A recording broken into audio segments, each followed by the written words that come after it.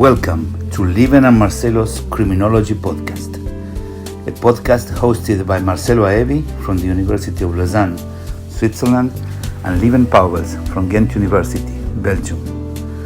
We aim to draw a map of the state of criminology across Europe through the words of contemporary criminologists. How is criminology defined and taught? Which are the main lines of research? Which are the main schools of thought in each country? These and many other questions are answered here by fellow researchers who share their vision on the development of criminology in their countries from its beginnings to the second decade of the 21st century. If you want to know and compare their stories, stay tuned. Today we are interviewing Professor Tapio Lappi-Seppälä. Tapio Lappi-Seppälä is a professor of criminal law and criminology and the director of the Institute of Criminology and Legal Policy at the University of Helsinki. Previously, he was a senior advisor in the drafting of criminal law in the Ministry of Justice from the mid-1980s to the mid-1990s and as director of National Research Institute of Legal Policy in 1996 to 2015. From 2015, he was director of the Institute of Criminology and Legal Policy. He has taken actively part in international cooperations in the Scandinavian Research Council for Criminology, the Council of Europe, the International Penal and Penitentiary Foundation, the United Nations, and in the European Society of Criminology. In 2015, Lappi-Seppälä was awarded by the American Society of Criminology's Sellin-Glueck Award for his comparative research. This interview was conducted on the 8th March 2024. Welcome, Tapio Lappi-Seppälä, to Lieven and Marcelo's Criminology podcast. Welcome to our podcast, Tapio. We are very pleased that you're willing to join us. And let me just start by asking the first question, which we ask everybody, and which may not be the most easy one, but still important from a comparative point of view. How do you define criminology as it currently exists in Finland? Well, in a very short format, I could say that it is a multidisciplinary branch in Finland. Not very strongly developed as an academic field, except only in more recent years. You could say that it has been conducted in several branches in different research settings from different traditions. So I could say that it is rich in content and rich in orientations, but it is fairly thin as regards volume. So there is not much research in volume, but there are very diverse approaches, I could say.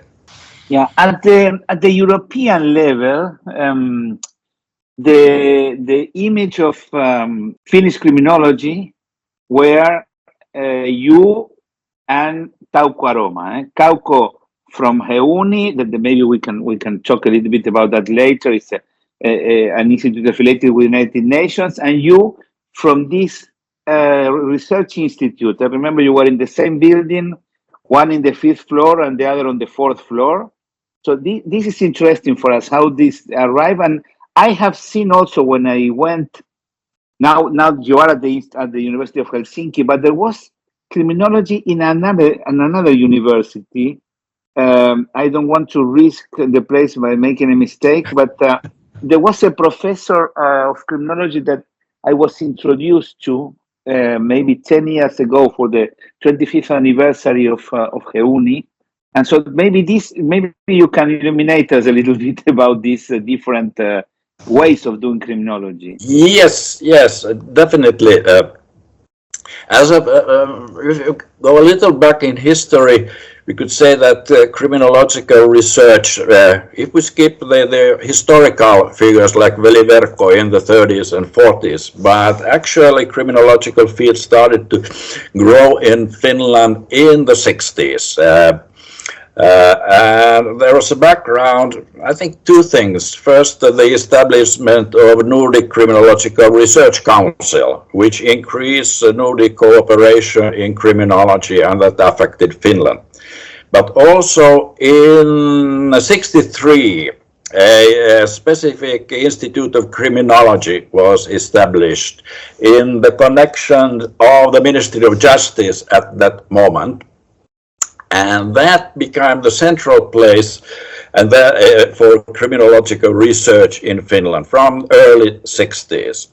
So, and Inkari Anttila was the first director of that institute, and it was a very important institute because it had a lot of impact on actual policy making.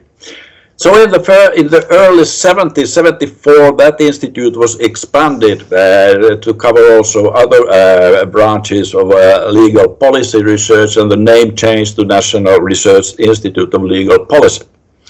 And then, well, it was basically criminological institute still as a major target.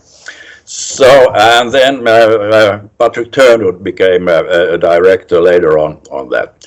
Because, and first Inkari, then Patrick, then in early 80s, another institute was established by, again by Inkari Anttila. She established many institutes. And that was the Heuni Institute you were talking about, which is a United Nations institute and conducted at that time also research. So we had two institutes, National Research Institute of Legal Policy and Heuni. And at that point in time you visited the institute, they were working in the same building. But at that time, actual university there we had no, we just have a short-term chair in, just a temporary chair in criminology at the time you referred. But that then, later on, the things went so that this institute, the National Research Institute of Criminology, that was moved to University of Helsinki in 2015. From that point on, we have a university institute in Helsinki University, and also at the same time, there has been an increased interest, especially in social sciences, to develop and support criminological research in other universities too. So I think at the moment, I think we have in about 4 universities, we have chairs, either permanent or temporary chairs in criminology. But the largest one is still now the Institute of Criminology and Legal Policy in Helsinki University. So that is a bit complicated, but in all it means that the position of criminology has become stronger as a move to the university connection that has expanded because it has brought more teaching in criminology, more interest in criminology, and also more research and also more funding, because once you are in a university setting, it's easier for you to compete in the funding, in the academic funding markets, compare that the situation was when this was a Ministry of Justice Research Institute.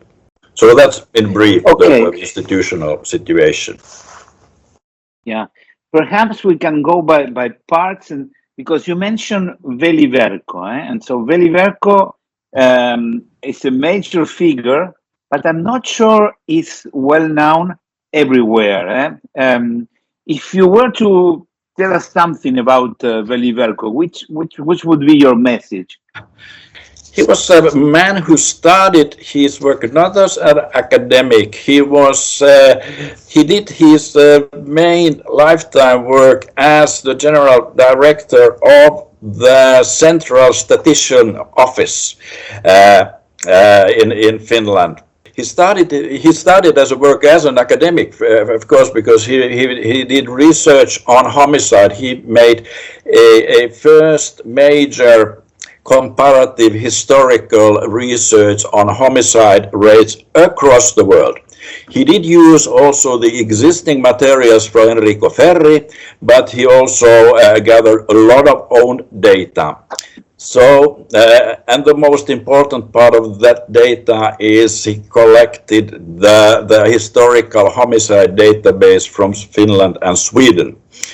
which starts from the 1754, if I remember right. And that's the longest uninterrupted time series on lethal violence, and it's a very valuable source. But then he extended that analysis to cover also other countries in his monographs on the subject in the 30s and then in the 40s. So we are saying that he is the first criminologist in Finland, you could say, and it was not only about his research, but what he did. He developed the criminal justice statistics in Finland, because he was the head of the statistical office, so he could decide where to invest the money when developing statistics. And so we had really good statistics on crime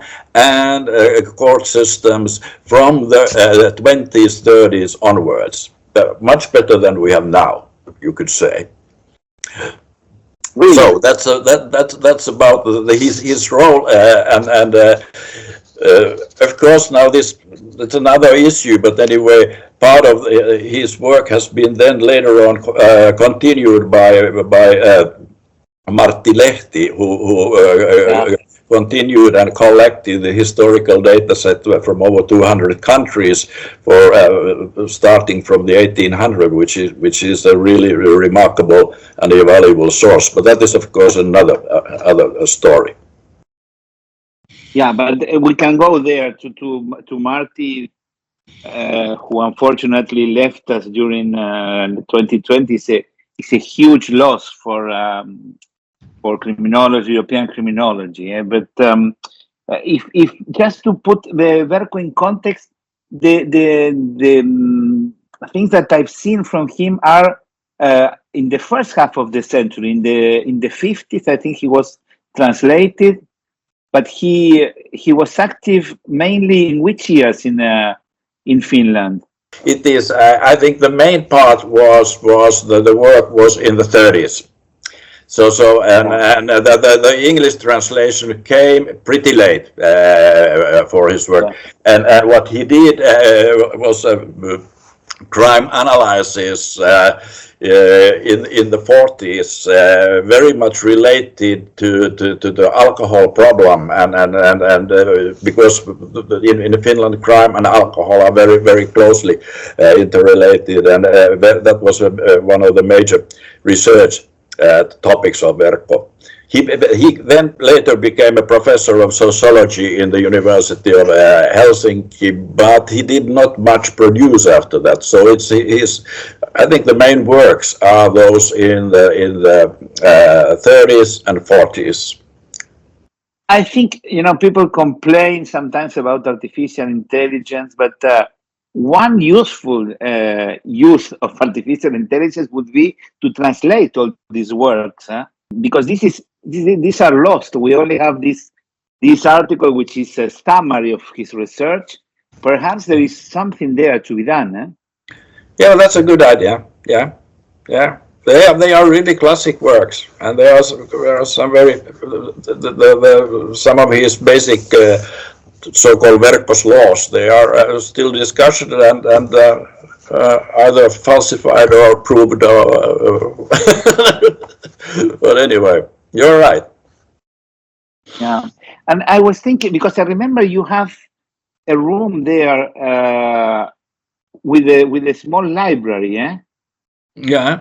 That you have collections that were quite unique, Yeah. Yes. These are the university, Yeah. Yes. We had the historical works in a special collection. That I think it could be interesting to have it, and just to continue a little bit with the link between Veli, Verkko, and Martti Lehti. When you mentioned him, he continued all these databases. He worked with you at this institute. What's going to happen with these databases? We had just agreed with Martti that we will publish it, Well, then he passed away with COVID. And there was the introduction. He was supposed to write the introduction and doing some updatings. There is agreement.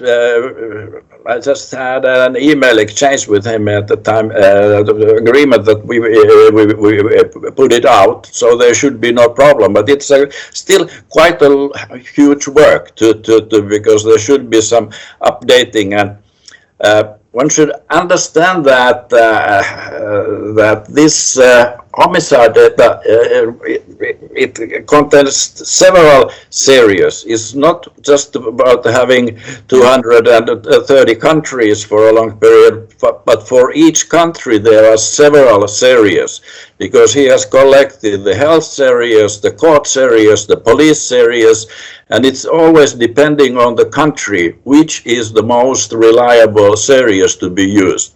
So what he has done, that he has put all information in front of you, and you can make up your own mind which series you are going to use. It's not made easy for a researcher just to have a ready time series in front of you. You must look for yourself what you are going to do, and I would like to keep that tradition in that, not just to condense it into simple time series, because it was a very it was much more wide and much more complicated work. So, but yeah, exactly. That we will put it out. Yeah, I remember because you shared it, Marty, and you shared it with me a few years ago, and I remember that it was an Excel file with all these possibilities. The results were not exactly the same according to the theories. So, well, that's good news. I have convinced my university to create a database because what I've seen, especially after the death of our common friend Hans von Hofer, you wrote with him some articles. Is that there is a risk of losing all this information. Henrik Tam, which we interviewed also for the podcast, gave me a copy, so this is not lost, and I will try to introduce this in this big database that we are creating now, facing the problem that you just mentioned, that you have several sources and sometimes a lot of differences. Yeah. So let's see, maybe in the future we can put together all these, because throughout history, you mentioned that Veli-Vercoe was working with the data collected by Enrico Ferri, but this data was almost lost because it was only in books. Now that this book have been scanned, you can see the work. It's quite incredible that at the end of the 19th century, they were collecting data from everywhere. I mean, that is the first source book of crime and criminal justice statistics. It's quite impressive, and everything ends when the person retires. So, I'm trying to change that, and maybe at one moment we can put all this together. So we discussed Veli-Vercoe, and then another major figure in Finnish criminology is Inkeri Anttila, who received the European Society of Criminology Award. Maybe you can tell us something about her too. You work with her, or not? Yes, I was. So she became a professor of criminal law in the University of Helsinki in the early 60s, but she had a important figure even before that. She made her Doctor of Law very quickly in the 40s, but as a woman, she didn't have much access to law faculty as a teacher, so she was working in the prison administration as creating the whole teaching of prison office officials, so let's say. Anyway, she was already then working in several important committees as a secretary and writer. And she became a key figure already in the Nordic criminology during the 50s. So in the early 60s, when she became a professor on law, at the same time the Ministry of Justice established this institute, and she became the first director of that. And she conducted, for example, the first hidden crime surveys, a survey in 63, I believe, which is a very early point of time doing that. But anyway, her major role in the end became as a crime policy analyst and also an influencer. She was working also in important positions in the United Nations. But first, most of all, she gathered around her a circle of students, young researchers, and that became a very long-lasting partnership with these people. And it was very much of this group that who were active working in reforming the Finnish criminal justice system from the late 16 onwards. So she had this ability of working as an active person to gather people around her and also to actively write. She was very active in this point. Well, anyway, she continued.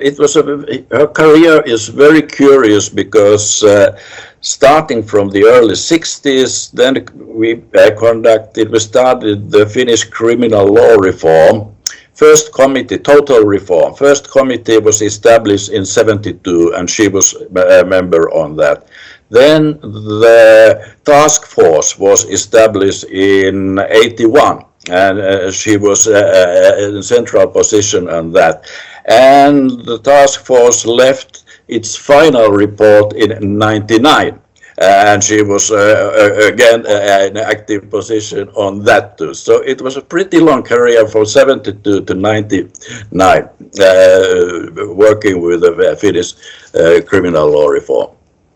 But it was it's important to know that it was a kind of partnership work with Inkeri Anttila and Patrick Turnwood, who was actually more he was a social scientist and a criminologist in that sense, and a very clever guy in his criminal political analysis. They wrote important textbooks on criminology and crime policy, which were translated and used in other Nordic countries in the early 70s. So it's very much of these two figures who were both directors of the Institute of Legal Policy, that they had a huge impact on the total reform of crime policy in Finland. So at that time you could say that research really had an impact on policy making and law drafting in that point of time. What happened with Patrick Turnwood? Because I never heard about him. I never met him, nor I read his work, but I don't know what happened to him. He retired. No, when he retired then, I became a director of the institute. So that was around in 1995. But you never saw him because he wasn't a very socializing person. He didn't want to go to seminars, and he was very nice, very friendly, but he didn't want to make any number of himself. And he went to seminars, of course, when he was invited, but mostly in the Nordic connection, and so that was Patrick. He was that kind of person. Okay. That clarifies. It's also difficult, I think, for people who don't know the history of the Nordic countries to realize how much you are interconnected. For example, you mentioned that the statistics start for Finland and Sweden in 1754, because at that time you were the same kingdom. Yeah. I'm not sure that everyone remembers. Yeah. Well, of course, that is we had a very long history as part of Sweden, and in 1809 we were separated from Sweden and became autonomous part of Russia, and then independence in early 90s. But anyway, we had a very close connection throughout, because of course, for example, in Finland, the second, we have two official languages, and Sweden is the other official language in our country, and we have a very close cooperation with the Nordic colleagues in law drafting, for example. Also, there was much before the European Union harmonization, there was a Nordic harmonization in law drafting in the 50s and early 60s. The idea was that all major reforms will be conducted together with the idea that they would be in some sort of harmony. So, but that of course was in our case the thing that Sweden was much more developed country, stronger welfare state than Finland, because Sweden had not suffered from the wars as Finland had. So Sweden was also for us in many respects in the 60s and 50s a kind of model. So that was also it affected our crime policy also in that sense. But it's true, it's not only Sweden. That is important. It's a good point to point out that there was a constant exchange of criminological cooperation between all Nordic countries from the early 60s. There were annual meeting seminars, and they have been continuing till this day. And the Scandinavian criminology, which became, I think it gained quite a lot of international reputation in the 60s and 70s due to fresh ideas. Most of those discussion, innovations, articles and work, they were first presented in these Nordic seminars. It's interesting to read the early versions of Niels Christie's writings, and when they are just almost handwritten papers in the seminars. Would be a very good subject for historical research. Yeah, I fully agree with that, because Per Stangeland, you know him, he's Norwegian, now he's retired in Guatemala, and he worked with Niels Christie in the journal that you had at the time, which now is called Journal of Scandinavian Studies, but I think at that time had a different name, maybe I'm wrong. And he also told me that Niels changed quite a bit his ideas throughout time. Maybe you can expand a little bit on that.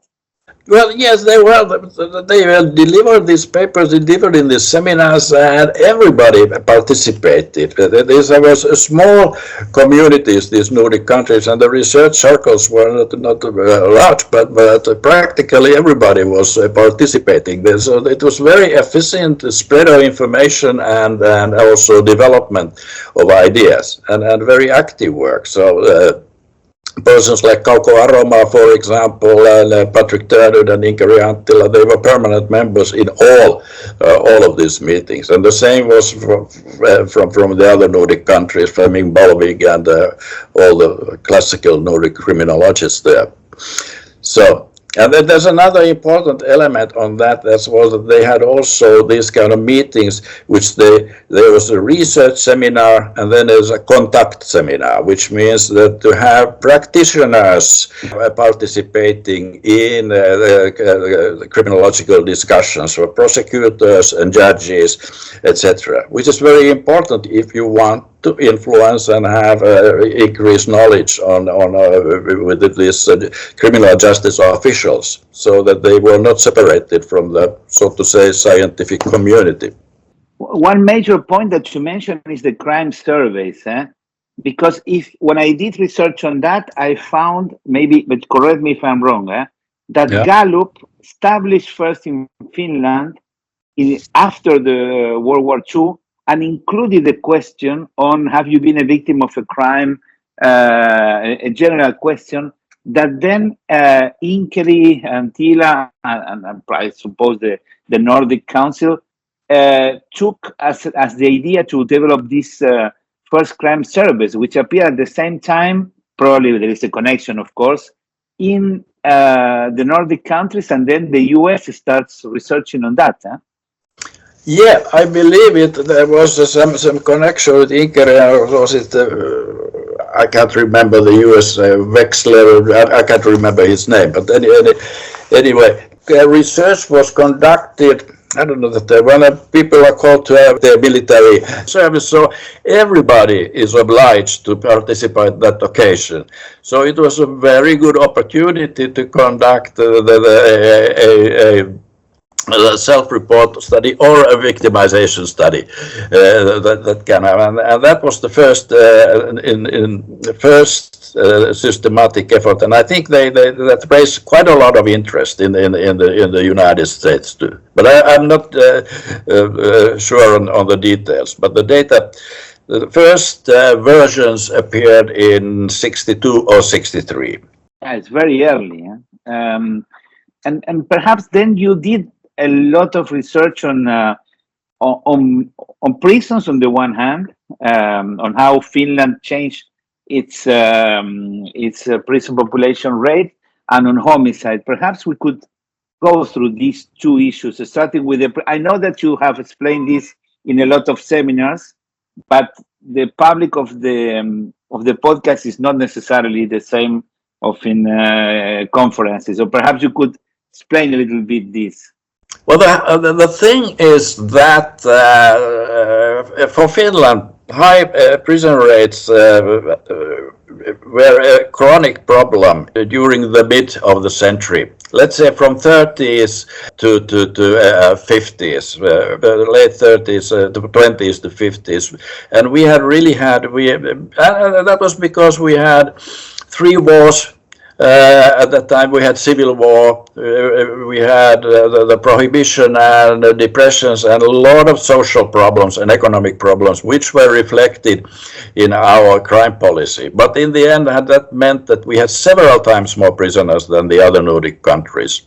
That raised international, let's say Nordic interest in the mid-60s. And Niels Christie then wrote an article about the changes in penal values where he noted that we had 3 times or 4 times as many prisoners as the other Nordic countries. The article ended on that, questioning why that's the case. But what's then interesting is, but after that happened, from the mid-60s onwards, our prisoner rates fell into 1/3 of the original position.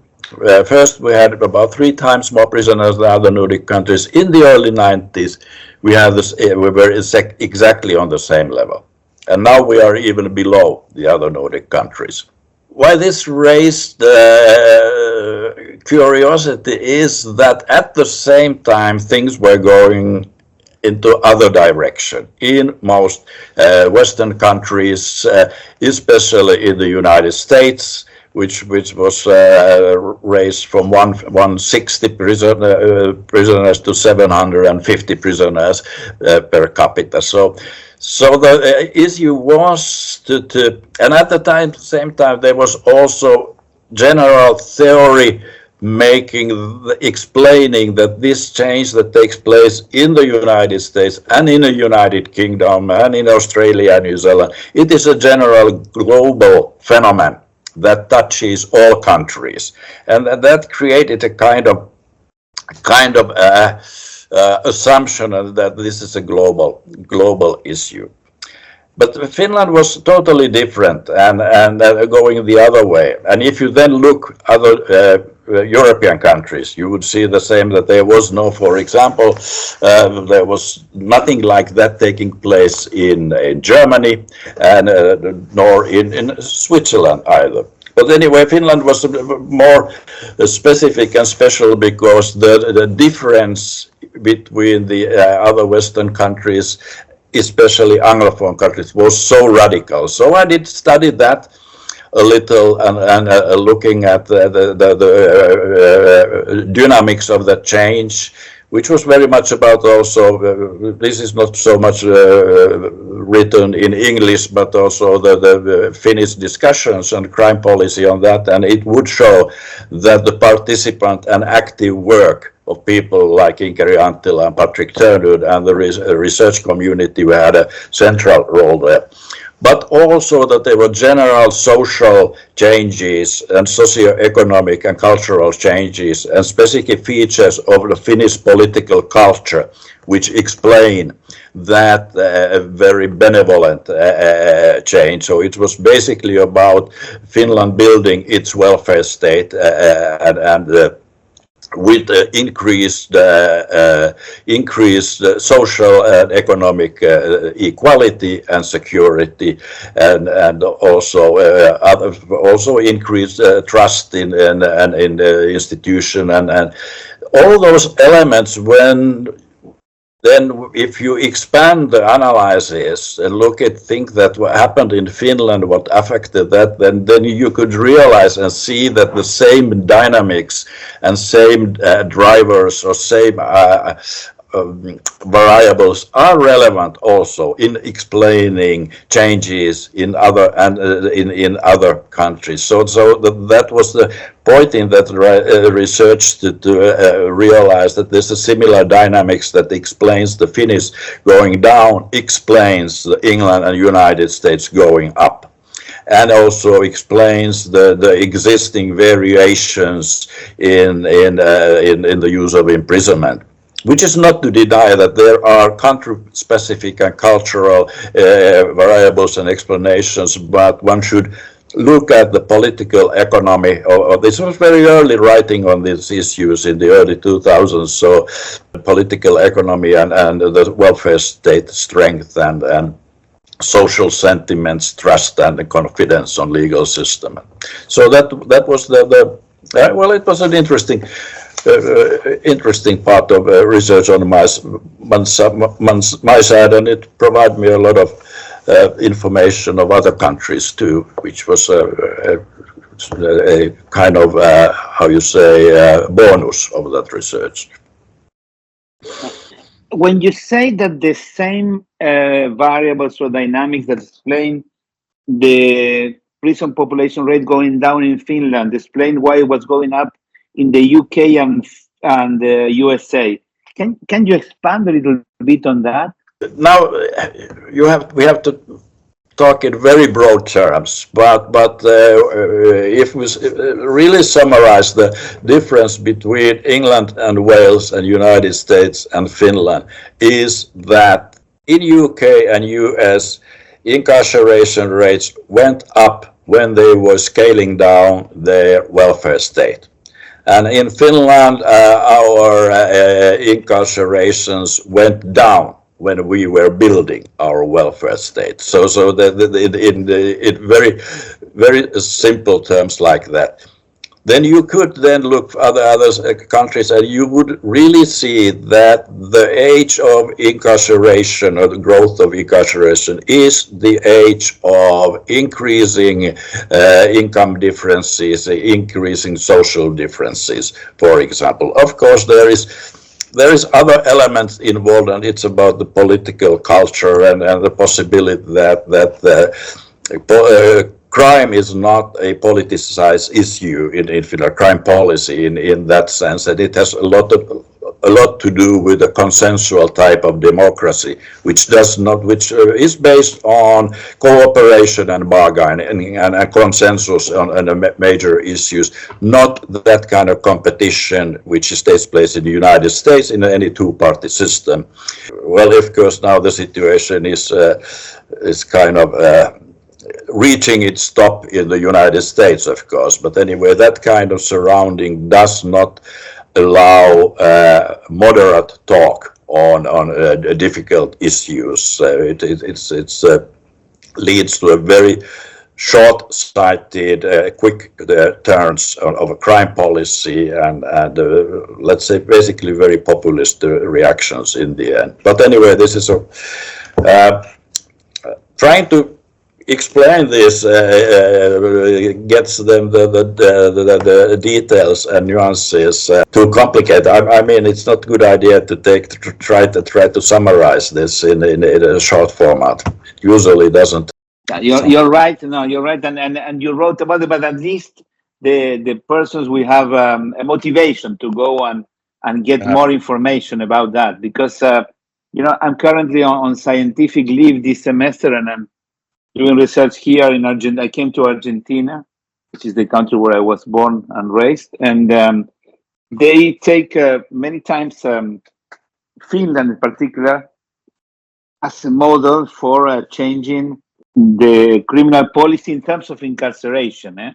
But I think one key element that you mentioned there is the building of the welfare state. I don't think it's easily extrapolated, the Finnish experience, to other regions of the world outside Europe, unless you develop this welfare state in a similar way. And that is what my opinion. Maybe you can tell me what you think. And another element, I think, is that the geographical situation of Finland also contributed for many years to have a somehow homogeneous society. Maybe the language also, which is difficult, also helped that.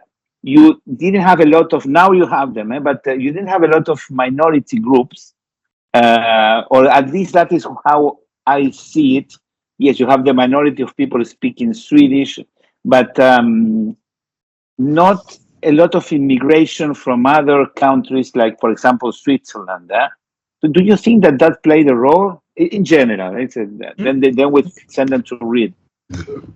Yes, it might. Having diverse cultures doesn't always necessarily mean that you have racist tensions and in the country. On the other hand, we had our minority. We had our gypsy minority, which is not well treated. So and we have the Sami minority. But it is true that compared to our neighbors, like Sweden, they had much more immigration and much more heterogeneous population, but still they were, at that time, they had a problem with minority, and that was the Finns who came to Sweden. In others, also that country was able to integrate at that point these people without these tensions that leading. But and then if we think about countries which are homogeneous and would still also have very, I think in Eastern Europe, like in Poland, you can find countries which are homogeneous and still have very harsh penal populations. So I'm not sure about the actual force of that, but at the same time, it is clear that the most recent changes in Finland and elsewhere in Europe, they are very closely now connected to immigration issue and the fact that this issue is used politically by the right-wing parties, and that's what is happening here in Finland, and that is now affecting our crime policy as well. So I would say that there is something on that. And then of course, it is extremely difficult to and I would not dare to say much that would it be possible to repeat anything like that took place in here, parts of Latin America, for example. It's not the welfare state as such. I could say it might also be the type of welfare state. It's not the general level, perhaps, or prosperity as such, but the distribution principles that are followed, and that part of the Nordic exceptionalism rests on the universalistic character of welfare state, which is that the people are not divided into those who need and those who don't need, but the idea is that everybody is participating, everybody is paying, and everybody is also receiving. So the idea is to create a general support for the welfare state, for all parties, which is also behind the idea is then it's easier to create solidarity or to feel solidarity among groups when you don't have to watch the other as someone who is only receiving and living on your expense. So that kind of structural arrangements in the Nordic welfare state are probably very closely connected with the higher levels of social trust and feelings of solidarity and social cohesion, which in turn are then behind the fact that there is much less punitive projections and less fears and less this kind of feelings of otherness. So, and of course then it goes that how you create that kind of welfare state, how you can create that, then it comes the political system. If you have that kind of governmental system that you don't have just two parties who are competing, but you have the larger agreement with different parties, and that creates the possibilities of building such a consensus-based politics and stronger welfare state. So everything is connected. It is a political economy to the welfare state, and from welfare state, the type of welfare state, to the social sentiments, feelings, social trust, and legitimacy of the system. So it's not very easy to point out which is the origin, which is the result, because they all is interconnected. It's a kind of circle. It's a vicious circle or a good circle between this, depending on them. And now the vicious circle is running in the United States. We used to have the good circle, not necessarily anymore, because things have changed in the Nordic countries also. Yeah, there's a lot of talk about Sweden, about the rise of violence in Sweden, but Finland is not touched by this increase. It's a different situation. Yes, it is. It is different. There is you don't see this. In fact, our homicide rate is now the all-time historical lowest in ever, and we are below Sweden, which is also historical in this sense. But we do have now the Swedish situation is really very much about second generation gang criminality, juveniles, and as a result of failed immigration policy in the end, and they are trying to fix it. There has been an increase in juvenile gang criminality on well, probably it would not be gangs in other respect, but anyway, on the age group, the youngest age group, and that is raising a lot of attention. But that is the age group where these trends, behavioral trends, they come quickly and they change quickly. So even though our politicians are talking about that we are now on the same route as Sweden, I have serious doubts that the fundament is not there, which explains the Swedish situation. We don't have that at the moment.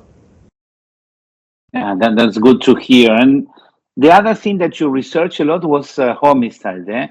You mentioned already this link with the alcohol, and also maybe for our listeners, historically the rate of Finland was like the double of Western Europe, which is a very low rate. I mean, since the 1990s, a very low rate, but the Finnish rate was a little bit higher, which is still lower than the United States. But maybe you can tell us something about this and what your research showed about it. Well, the homicide researcher in Finland was Martti Lehti, who wrote his dissertation about the homicide wave in Finland in the 20s, because then our rates jumped to about 10, or even higher than 10 victims annually. So that was connected with a civil war, but not only a civil war, but there was a structural change in our economic field, and which explains a lot of that too. And then alcohol and the fact that we have the prohibition. So after that, our homicide rates, but historically, even before that, it is interesting to see that was Hans von Hofer also wrote quite a lot about that. And that was Veli-Verkko's first observation, historical, so long as there was historical evidence. Finland has had double the number of murders relative to population than the other Nordic countries. And that was the main headache for Veli-Verkko to explain that. His conclusion was that it was the Finns' poor ability to tolerate alcohol, so that when they drank, they lost their impulse control was weaker, using the more modern terms. So, and it's very hard to find that still. If you look at the evidence, you can see that alcohol consumption and violence goes in Finland and also in other Nordic countries very close, very hand in hand. So it is, probably is. There is something in this Veli-Verkko's observation. But then also, if you look at, I'm just repeating the research of Martti Lehti. If you look at Finland as a country, you would notice that there's a huge difference between different parts of the country. You would see that homicide rates are highest on those areas which are highest the number of social and health and mental health problems, and the poorest and least developed areas. So perhaps this, in the end, this comes to very much a question of social marginalization. And these kind of results, it is important, these kind of results have been, an observation have been behind the policy orientation in Finland when it comes to questions, talk about violence. It's not about the criminal justice system. Even in the crime prevention programs written by our interior minister, which is the police ministerium, says that the root cause for violence is social marginalization. And that is a very important difference to many other countries. And this is and also this means that violence problems is very much approach in Finland as an alcohol problem and as a problem using of alcohol, which is that you try to influence on the situations you use alcohol, how you use it, and how much, and so forth. Well, but anyway, as if you look at the situation, how lethal violence then developed in Finland, it kept being twice as high as in other Nordic countries. It increased in the 60s when we increased the alcohol consumption radically by liberating alcohol laws in late 60s. And it was peaking in the early 90s with a little over 3 homicide victims per 100,000 inhabitants.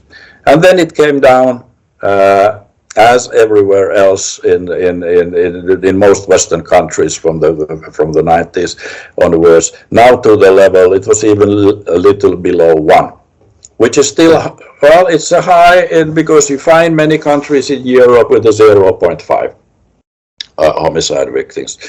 But anyway, compared to the 3 times higher rate a few decades earlier, I would say that this change in Finland, the homicide drop in Finland, has been much more quicker, more radical than in the other Western countries. And you have probably the more recent information on that, but that's my impression. And it's quite interesting what you mentioned.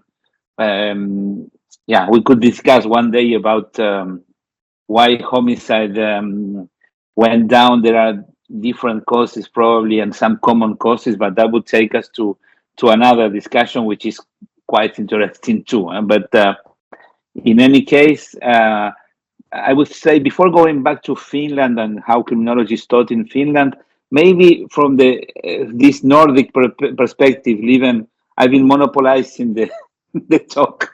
you are the expert on the Nordic countries because you even speak some of the languages. Perhaps I'm missing something about this Nordic view of criminology that you want to ask about. One issue that I think is very relevant is also the amount of attention and policy expenses which are related to crime prevention.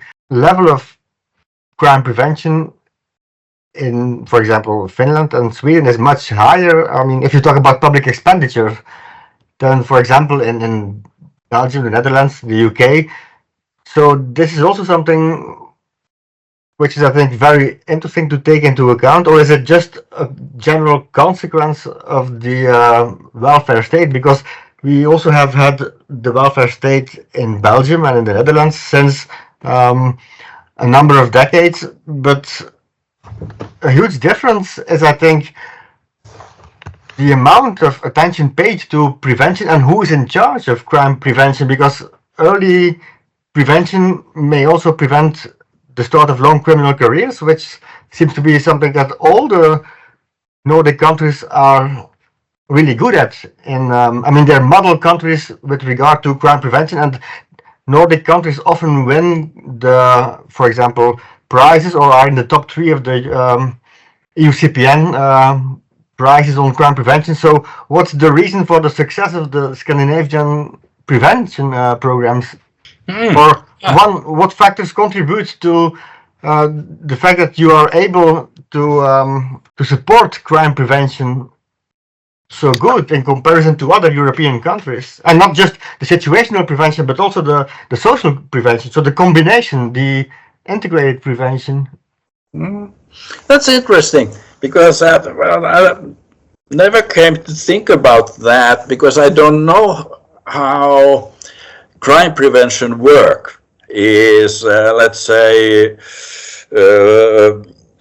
conducted or organized or funded and coordinated in other countries as such. What I know is that Nordic countries did establish these crime prevention councils fairly early in the 70s. First in Denmark, and Finland came as last. But already the Swedish Research Institute of Brottsförebyggande rådet, the title was about Crime Prevention Council. Then it became a research unit, and later on, then they established these actual crime prevention programs. This Allas våras ansvar in late 90s, which is the responsibility of all of us, and where they organized this kind of situational crime from the situational crime prevention foundation that work, and that we did too. We have our crime prevention program around the same time it was published, the first one, and from the point of view of situational prevention. So I was not aware that this is something something not so usual.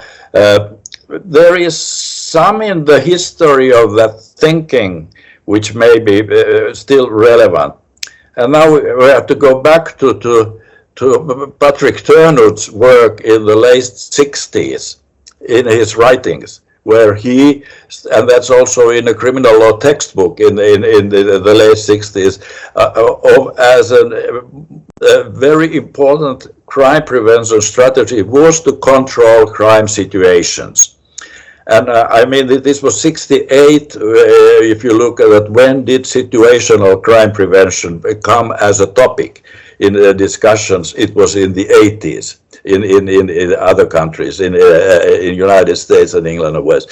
So this was a very early start on that kind of approach and thinking that it's not, the criminal justice system is not the main tool, or even remotely the main tool if you want to control crime. There are structural issues, and then there are environmental issues, situational issues, and then there is this social crime prevention.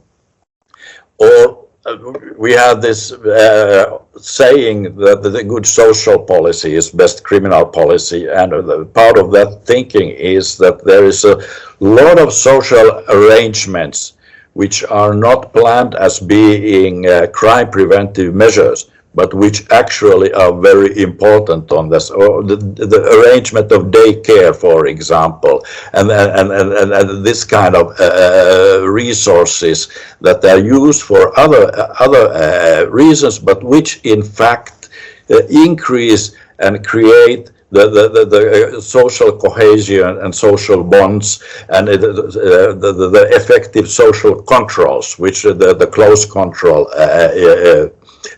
gives. So there is that kind of things that might be behind that.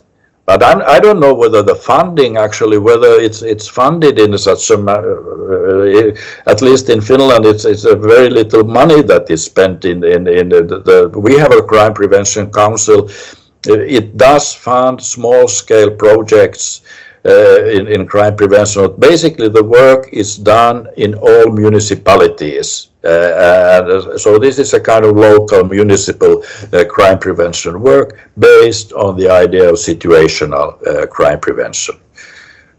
But the fact remains that it's true, these crime prevention councils were founded in the Nordic countries, perhaps much earlier than in other countries. One thing that strikes me is, for example, the high level of schooling, for example, which is not meant to prevent crime in general, but to provide good schooling, high quality schooling. Finland ranks pretty high. I mean, if you compare schooling systems and the quality of schooling, I mean, at junior high school and so on. So it's really one of the top examples of how a school system should work. It should work for everybody, it should be inclusive, and Finland scores pretty good. So maybe this is also a kind of example of social crime prevention, which, I mean, the initiative may not be taken. Yeah, definitely. That's I don't know how well we did with some PISA records. Well, I'm not. Don't know how important they are, but of course the idea of having this inclusive Grundschule, the basic school that we developed, which provides equal learning opportunities to everybody, which is a very, let's say, egalitarian, socially equal school structure, and that definitely is of importance. And then, of course, it has been, and that's also a comment that has been made for a long time, is that as regards young people, the most important place to influence on their behavior is school, because they spend most of their time in the schools. So to arrange that is the primary target to arrange their lives in a good manner from that point. So that's why there's a lot of interest in developing the school environment, and if there are problems with the schooling environment, they are taken very seriously to try. For example, bullying in the school, there was a lot of programs developed to anti-bullying programs.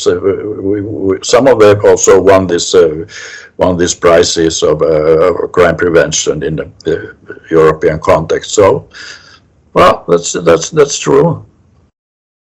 I think it's important for our listeners also to know about this context, because many people forget this context nowadays and only focus on situational prevention.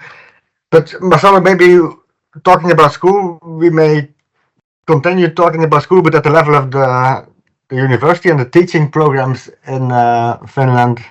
You told us that there's a number of topics being explored with regard to research, that there has been an explosion. How does this explosion of research translate into the academic curricula of students who study criminology?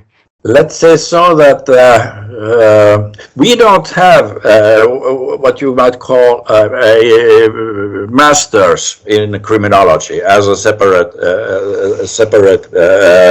master's program, but you can do now in ever more universities. We don't have very many universities, but anyway, in social science master's program, you can do as a criminology in your main subject. And that is something that has happened fairly recently. That was not 10 years ago. That was not the case. And now that is the case. And of course, then there is a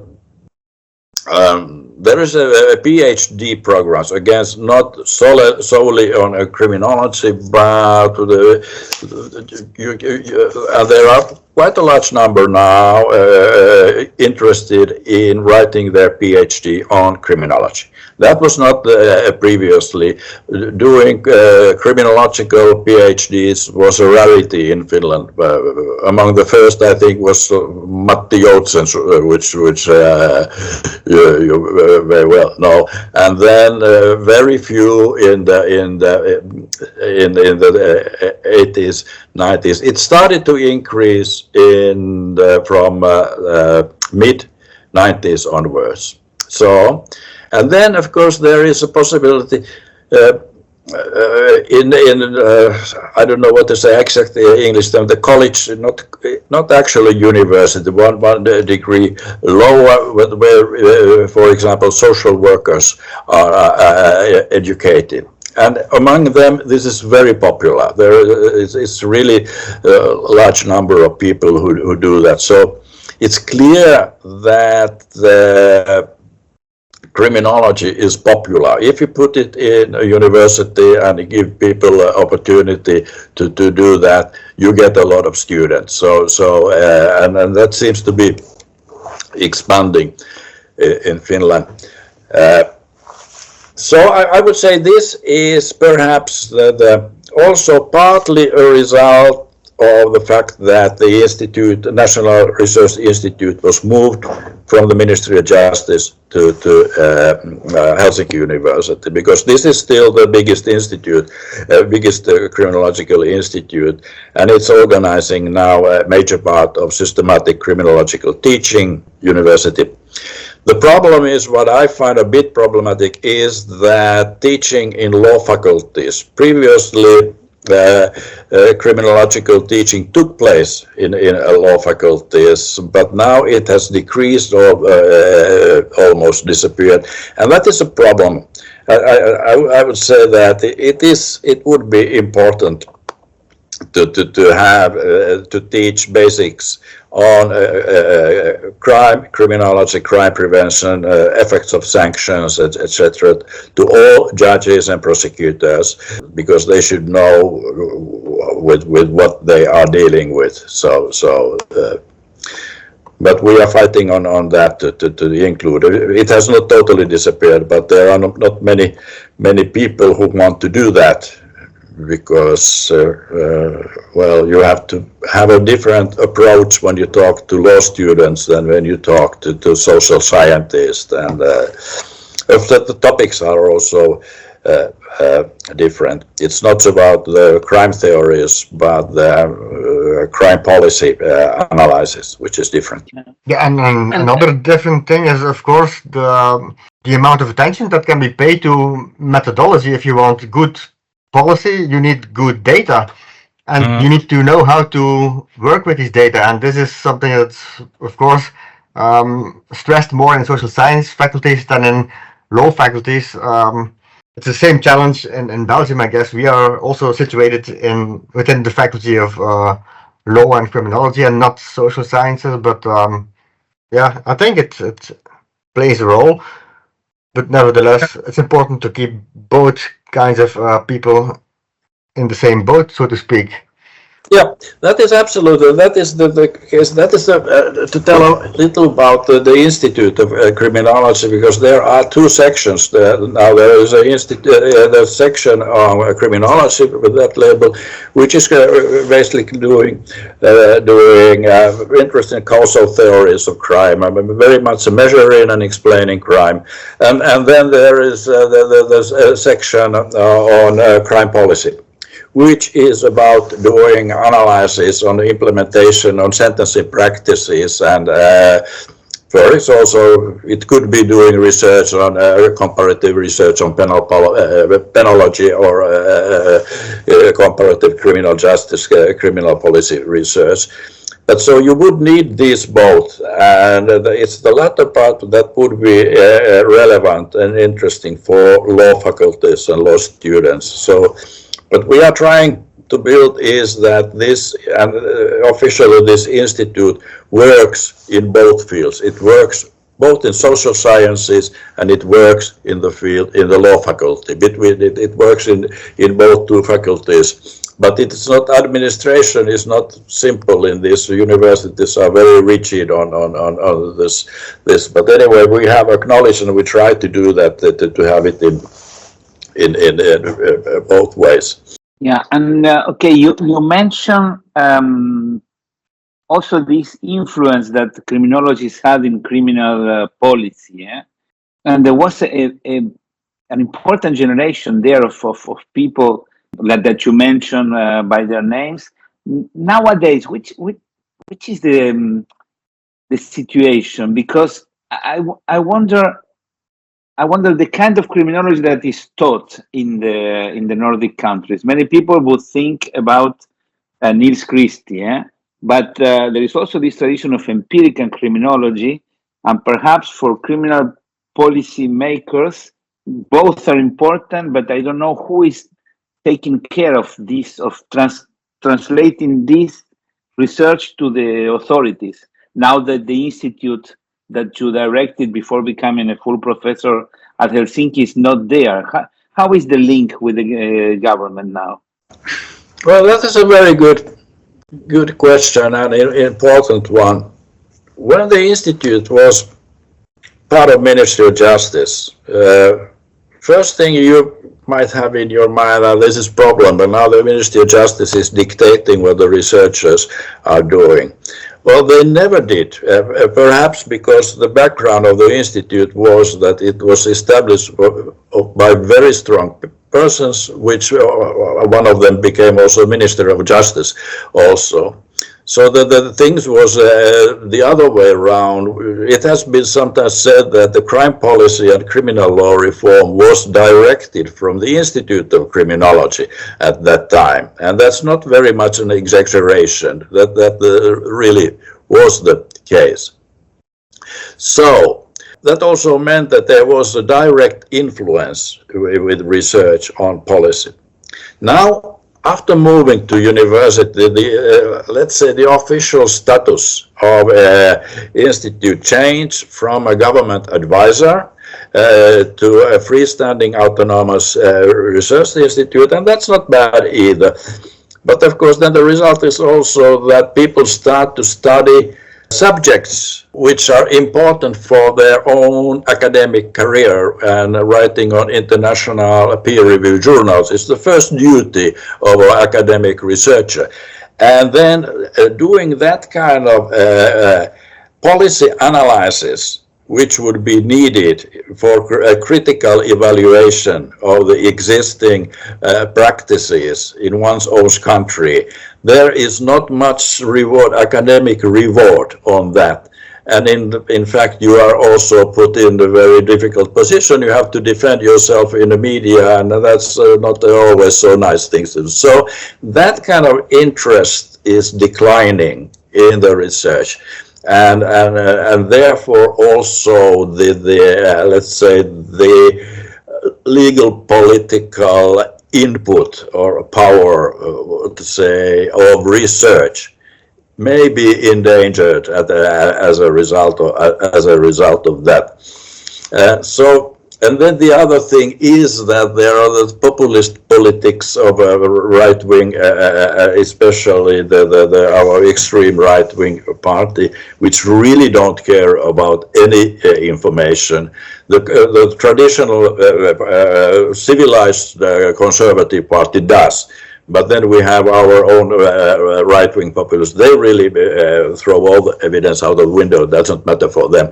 So there is this political change which also has this influence. But anyway, so far the situation is that Ministry of Justice in their civil servant system is very eager. They want and they ask and they even pay if they have the money to have research which they could use in their own work. Catherine by Level told me we are going to interview her in a few weeks. He's in an institution in the Netherlands that is supposed to give advice to the government.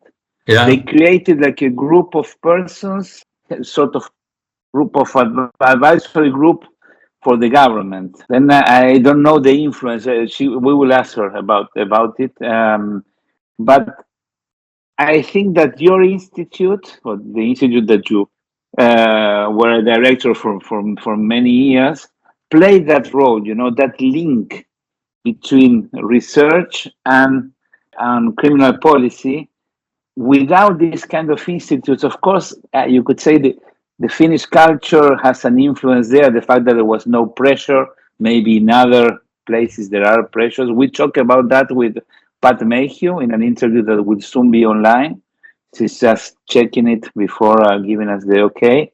The Home Office also had they had different periods. In some of them they were completely independent, and some of them they were a little bit less, but there was not a lot of influence. But I'm not sure that this will be the case in other countries. I think there is a cultural difference, you know, that in what is generally called southern countries, whatever that means, there is this idea of the image of the country. Like, for example, when I was in Spain, what they call La Marca España, the Spanish brand. So if you say something like that, you're attacking the brand, our brand. It's not good for our image. And I have the impression that this is a major difference between, maybe it's linked to the Catholic tradition and the Protestant tradition. I'm not sure about that. Or maybe it's more the pragmatic Anglo-Saxon tradition. I don't think they care a lot about this. For example, the United States, they can be very critical about their country. I mean, the most aggressive pictures, films about criticizing the United States come from the United States. This is not a tradition in other places, but I don't know how to solve it. I can see it. I can see this difference, that I'm almost sure that such an institute would not work in the same way if it was in a country like Spain or like Portugal, I don't know, Italy. I don't think it's a prejudice. I mean, I lived in this country, so I have some first. I remember when I was in the EUCPN group at the beginning, when it was part of the EU, the moment the government changed in Spain, and I was not a Spanish citizen, I had a meeting in Brussels, and they say, no, the representative must be someone from the government. I've seen you many places representing Finland, and you were able to say whatever you wanted. Yep, that's no problem at all.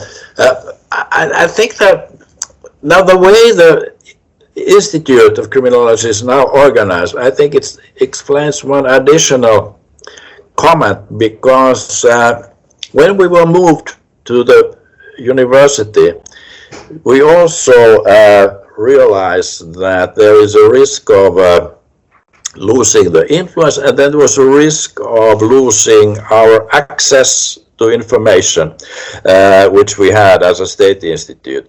So we we had previously a law of this institute, and that was maintained. We just changed the title, which means that because it was still, in a way, the money still came from the Ministry of Justice. It just came through another ministerium. So it was stated we have a law which says that we have a national duty obligation to follow crime situation and to follow the functioning of the crime control system, which was our duty already before that. Doing that, part of that doing is to develop the crime indicators, to provide the self-report studies, to provide the crime surveys, etc., so that there is a reliable information on these issues in the hands of policymakers.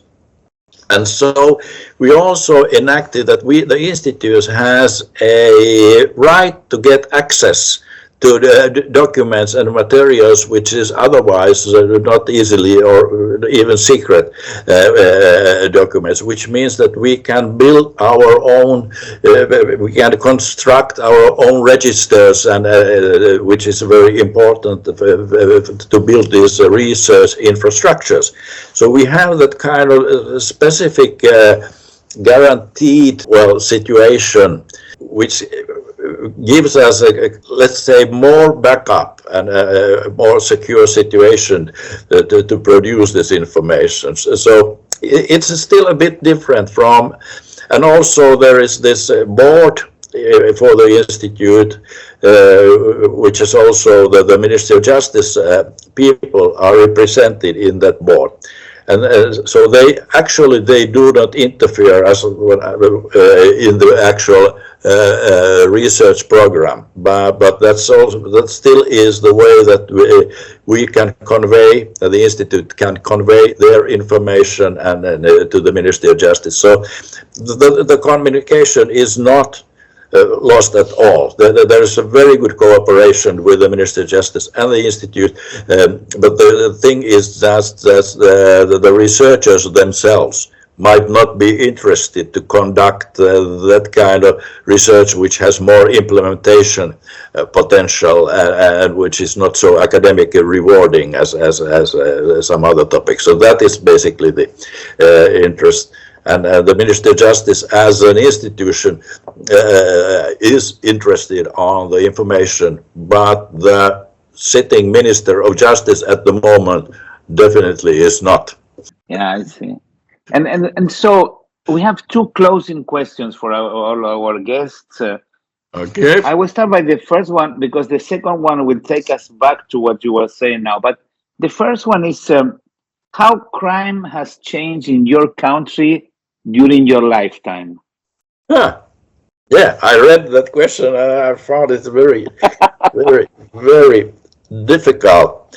In quantitative terms, I think it would be because, well, I was born in 53, and the 50s was a decade of stagnation in Finland in that sense. Really, crime rates remained totally flat.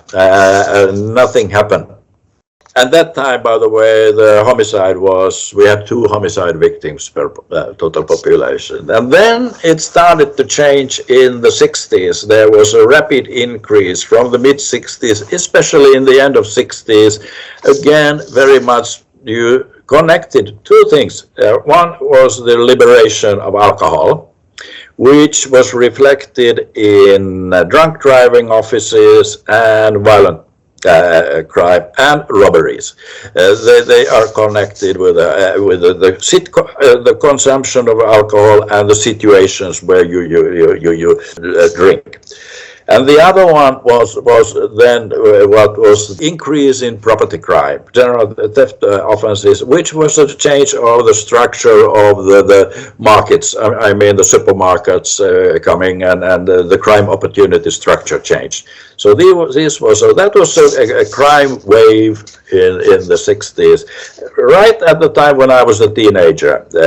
But I had nothing to do with this increase of crime. As far as that is. So, and then from the 90s onwards, there started a decline in property crime, a general decline, in homicide, a really strong decline from the level of 3 to the level of 1. Now, also in drunk driving, Drunken driving is an interesting, it's a very Nordic, as a crime policy problem, it's a very Nordic problem for some reason. It provides one of the most interesting pieces of information of the effects of crime control on total crime. I can just very briefly tell it. Finland adopted the fixed promille limit system in '77, which meant that detection risk for being for drunken drivers increased dramatically. Police could do routine-based checks with using the alcometers, which they did not have previously. So it became a real option to get caught. And at the same time, sentences were changed from unconditional prison sentences were converted to fines and conditional sentences. So we have a radical decrease of penalties at that time, and we have a radical increase of detection risk.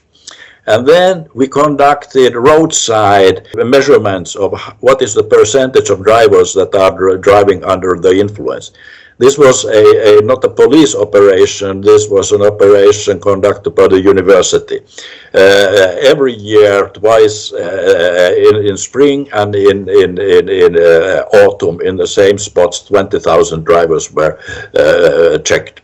And the result was that the drunk driving decreased into half, or its actual drunken driving decreased into half during the time when penalties were decreased and detection risk was increased. It's a very beautiful result of what is effective in the use of punishment, not the severity, but the certainty and the experience, subjective risk of detection. So these were the two major changes in crime. Recorded violent crime has in minor forms has increased, but that has nothing to do with the actual violent crime level, because it's the reporting intensity has increased in that offense too. The same is with the sexual offenses. The definitions on sexual law and increased reporting has changed also these figures. But in general, even if the rates look different, if you look at the recorded crime statistics in the 50s and today, the situation looks really bad today, but I'm sure I would feel much safer walking in the parks today than in 50s and also in the 60s, which I remember it was also some very risky business to go to walk in the park alone. So world is much safer today than it was in the 50s. Yeah, that is a sentence for a quote book. Huh? It's a perfect sentence that you did there.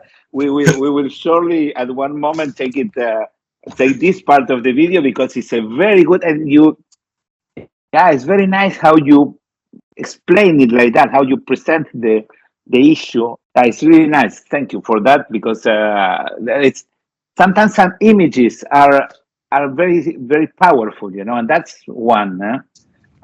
And that will leave us to the second question, which is related to the changes in the prison population. In terms of numbers, you already explained us this decrease in the Finnish prison population, but also in terms of socio-demographics. For example, talking with the Italian colleague, he told us, Uberto Gatti, but he didn't say it when we had the podcast.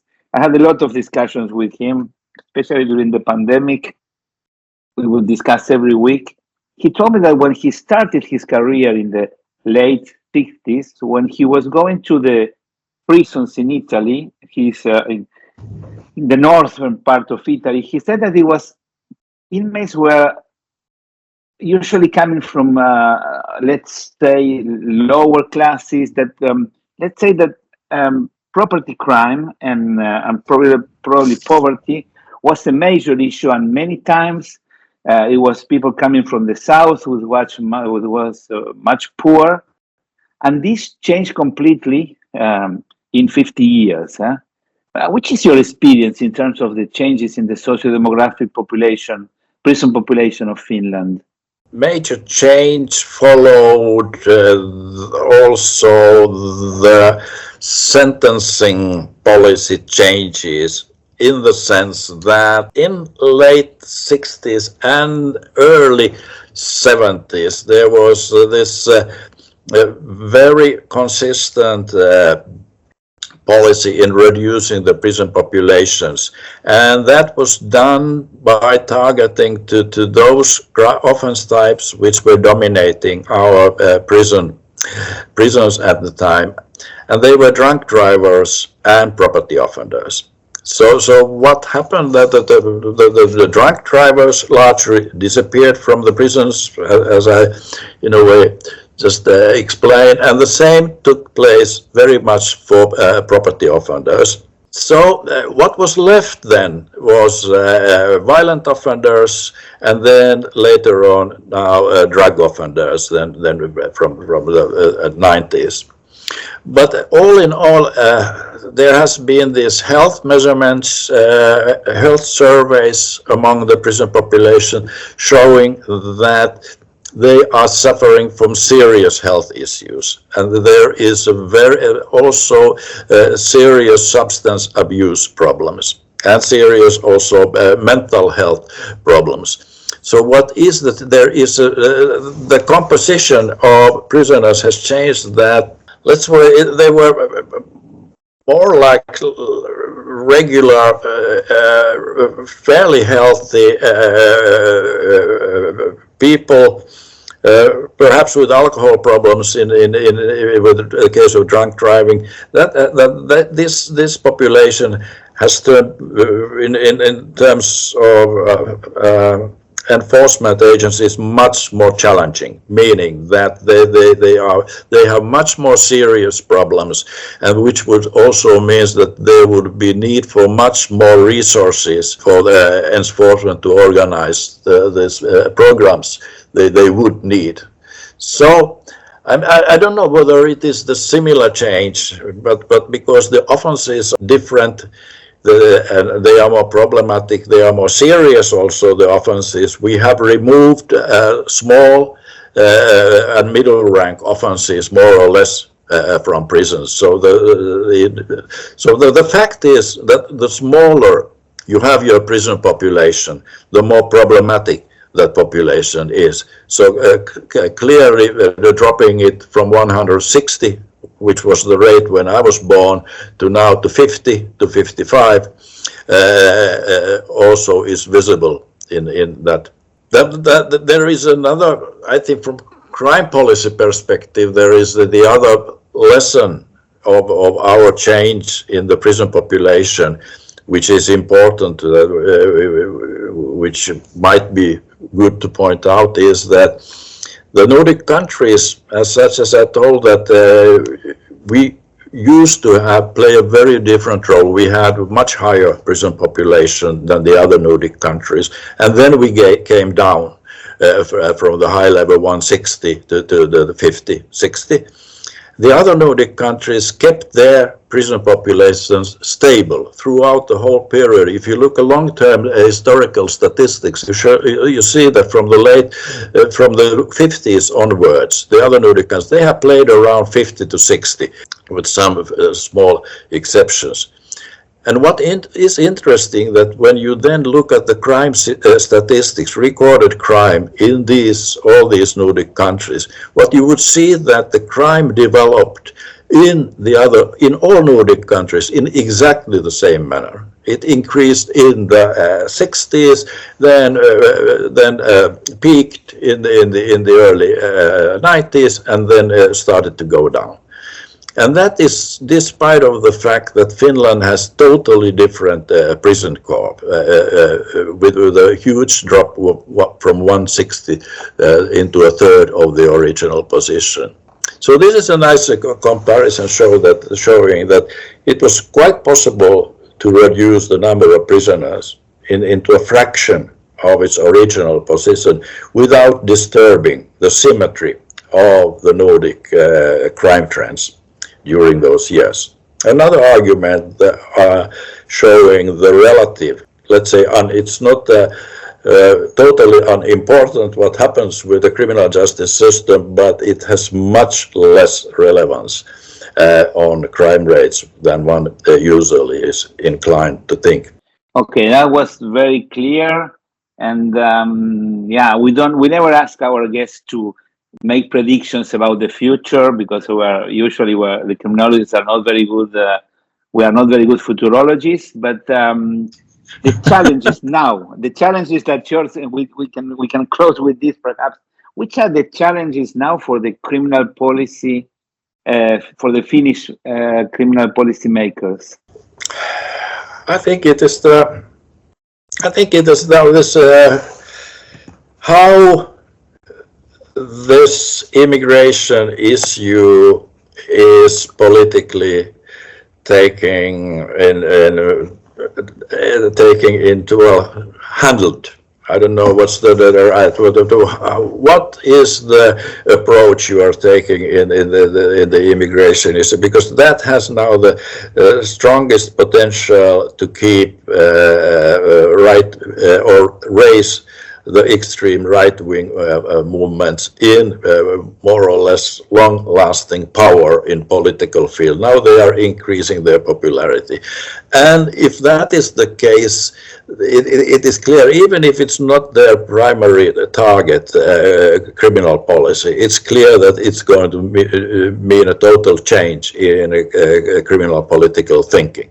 So I think that is let's say the first. And then, of course, the problem is that how you deal with this issue, how you deal also as a social issue, the immigration issue, that you should be able to survive better than you have done so far. Also in this country, not to mention Sweden. So you really need a lot of investment and thinking on that issue.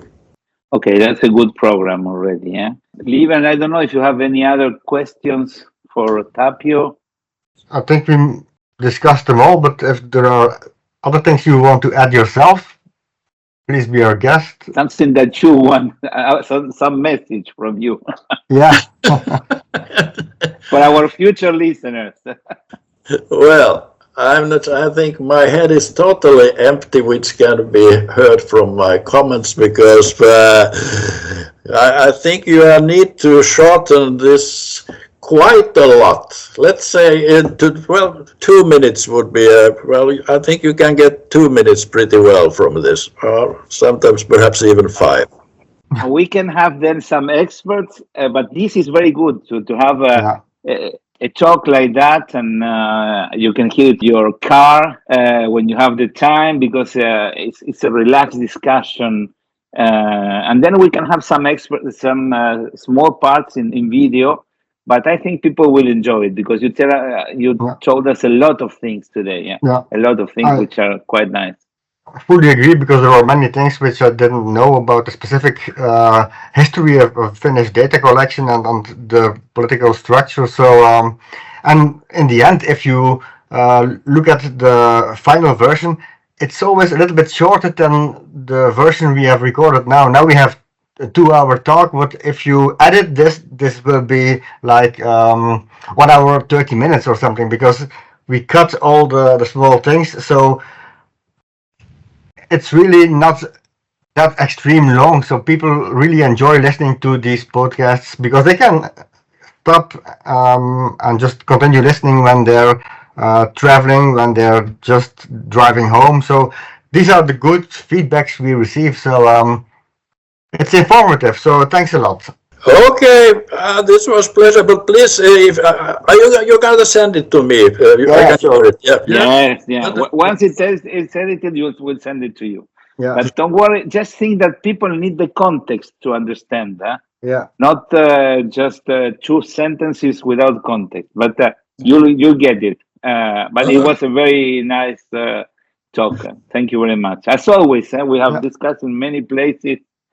during a lot of years, and I think it's good to keep a track of all these things that you can teach us. Thank you very much, Tapio. Yeah, thank you very much. Thank you, Marcelo, and thank you, Paul. See you somewhere, sometime. See you. Take care. Okay, Take care. Bye-bye.